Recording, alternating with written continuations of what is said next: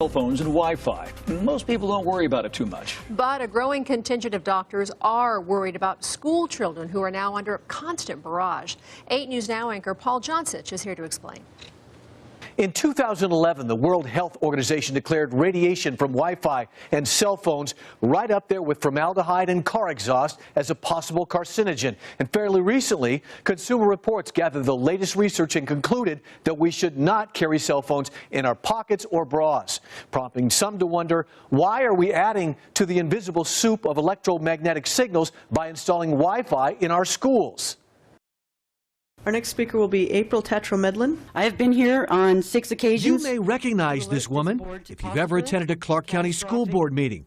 For several years, April Tetromedlin has been warning about the risks of Wi-Fi exposure in the schools. Of upgraded Wi-Fi. If CCSD plans to continue with no disclosure of possible harm to the health of students and teachers, the invisible magnetic field in our classrooms is altering the brain waves of students. And what's been the response from the school board?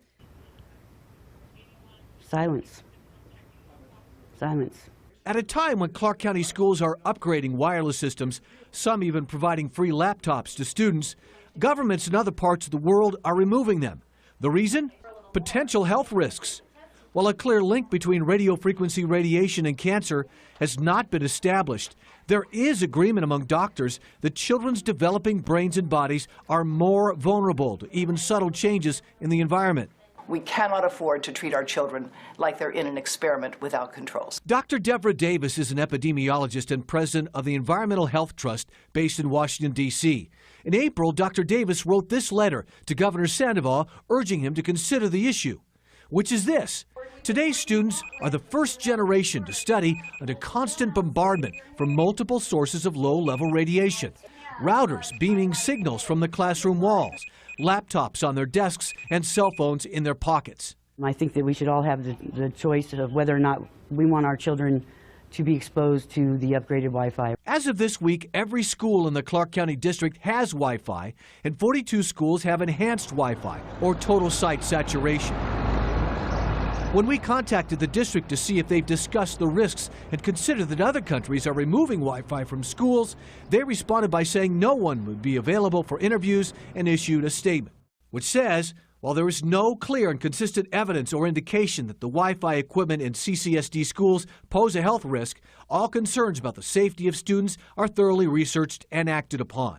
CCSD has provided students with reasonable accommodations if their parents expressed health-related concerns regarding school Wi-Fi systems. Not true, according to April Tetromedlin. They told me that basically I could pick another school. April has had to shuffle her daughter from school to school to avoid Wi-Fi.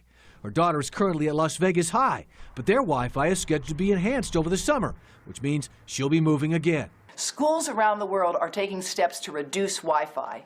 The city of Haifa has recently removed Wi-Fi from the schools. France has policies to have no Wi-Fi in kindergartens. The district statement goes on to say the implementation of Wi-Fi has allowed for positive benefits in the classroom, and it remains an essential part of learning in the 21st century.